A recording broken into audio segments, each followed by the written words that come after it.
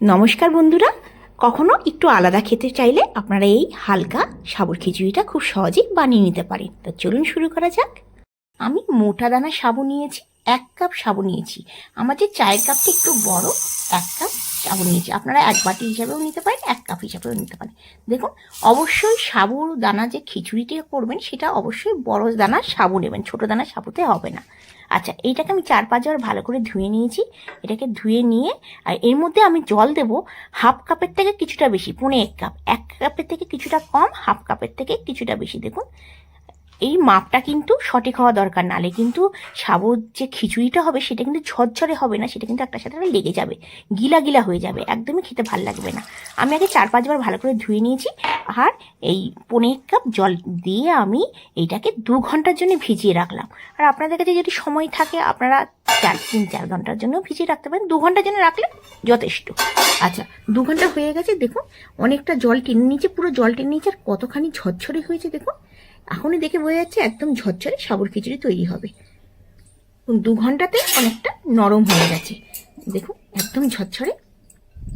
যদি বাটির হিসাবে সাবুদানা নেন তাহলে 1 বাটি সাবুতে 1 বাটি থেকে কিছুটা কম জল নেবেন, তবে কিন্তু ঝরঝরে সাবুদানা খিচুড়ি তৈরি হবে। আচ্ছা, আমি এবার 2 চামচের মতন ঘি দিয়ে দিলাম। সাবুর খিচুড়িতে আপনারা অবশ্যই ঘি দেবেন, যে কোনো সাবুর রেসিপিতে আপনারা ঘি দেবেন, তাতে খেতে দারুণ লাগবে। আচ্ছা, ঘিটা গরম হওয়ার পর আমি 1 চামচ দিয়ে দিলাম জিরে। আপনারা জিরের জায়গায় অন্য কিছু ফ্লেভার যদি খেতে চান দিতে পারেন, এবং জিরেটাই বেশি ভালো লাগবে। আচ্ছা, কারি পাতা দিয়ে দিলাম। গ্যাসের ফ্লেমটা আমি একদম লো রেখে দিয়েছি। 8 থেকে 10 সেকেন্ড জিরে আর কারি পাতাটা আগে একটুখানি ফ্রাই হতে দেখবো। তারপর দেখুন, আমি এখানে 4-5টা কাঁচা লঙ্কা কুচিয়ে নিই, আর 2খানা আলু আমি সেদ্ধ করার সময় নুন দিয়েছি, একটা ছুটো দিয়ে সেদ্ধ করে কেটে নিয়েছি। আপনারা চাইলে আলু কেটেও এমনি দিতে পারেন, আমি সেদ্ধ করে দিলাম। আচ্ছা, কাঁচা লঙ্কা দিয়ে দিলাম। কাঁচা লঙ্কাটা আর 1 থেকে 2 সেকেন্ড একটু ফ্রাই হওয়ার পর আমি আলুটা দিয়ে দেবো। আলুটা দিয়ে আমি 2 মিনিটের মতো নাড়াচাড়া করে নেব।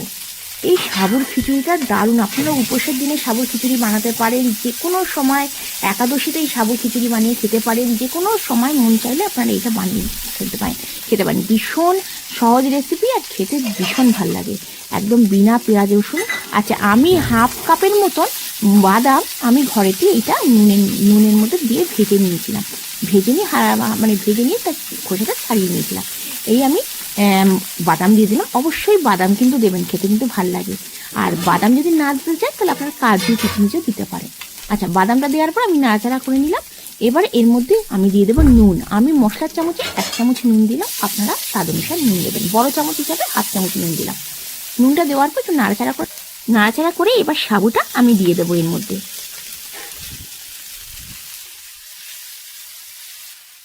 সাবুটা দেওয়ার পর একটু নাড়াচাড়া করে নেব। আর গ্যাসের ফ্লেমটা অবশ্যই মিডিয়ামে রাখবো, হাই রাখবো না। একটু নাড়াচাড়া করে নিয়েই আমরা এর মধ্যে একটুখানি দিয়ে দেবো গোলমরিচের গুঁড়ো। এটা দিলে দারুণ লাগে। আর আপনারা একটুখানি চিলি ফ্লেক্সও দিতে পারেন, যদি বাচ্চারা না খায় চিলি ফ্লেক্সও দিতে পারেন। এই সাবুর খিচুড়িটা ঝটপট তৈরি হয়ে যায়, দারুণ লাগে। সকালে ব্রেকফাস্টেও আপনারা বানিয়ে নিতে পারেন, অন্যরকম খাবার কিংবা বৃহস্পতিবার মঙ্গলবার যেদিন আপনারা নিরামিষ খান সেদিনকে এটা বানিয়ে নিতে পারেন। আচ্ছা, আমি দিয়ে দেবো 2 চামচের মতন মুগফলি, যেটা মানে বাদাম, ওইটাকে গুঁড়ো আমি দিয়ে দেবো। এটা দিলে কি হবে, যে সাবুদানার মধ্যে না অনেক সময় জল থাকে, সেই জলটা কিন্তু এই মুগফলিটা মানে বাদামটা টেনে নেবে। অবশ্যই বাদামের গুঁড়ো দেবেন। আমি তো কাঁচা বাদাম দিয়েছি, তা এছাড়াও এর গুঁড়োটা দিলাম। এর গুঁড়োটা দিলে দারুণ খেতে লাগে। আচ্ছা, নাড়াচাড়া করে নিয়ে আমি গ্যাসের ফ্লেমটা লো রেখে দিয়েছি, আর ঢাকনা দিয়ে 2 মিনিটের জন্য আমি ঢাকনাটা দিয়ে দেবো। 2 মিনিট হয়ে যাওয়ার পর আমি ঢাকনাটাকে তুলে নেব। আমাদের ঝটপট তৈরি হয়ে গেল সাবুদানার খিচুড়ি।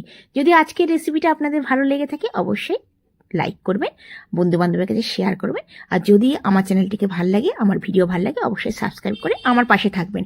আচ্ছা, এর মধ্যে আমি একটু করে লেবুর রস দিয়ে দেবো। এই লেবুর রসটা দিলে খেতে দারুণ লাগে। আর আপনারা চাইলে একটু ধনেপাতা কুচিও দিতে পারেন। খুব সহজভাবে তৈরি হয়ে গেল সাবুদানার খিচুড়ি। খুব সহজভাবে বানিয়ে ফেললাম সাবুদানার খিচুড়ি।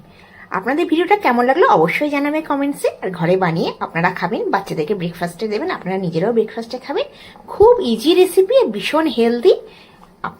আবার আসবো নতুন ভিডিও নিয়ে। আপনারা সুস্থ থাকবেন, ভালো থাকবেন, এই কামনা করে আজকের ভিডিওটা শেষ করছি। ধন্যবাদ।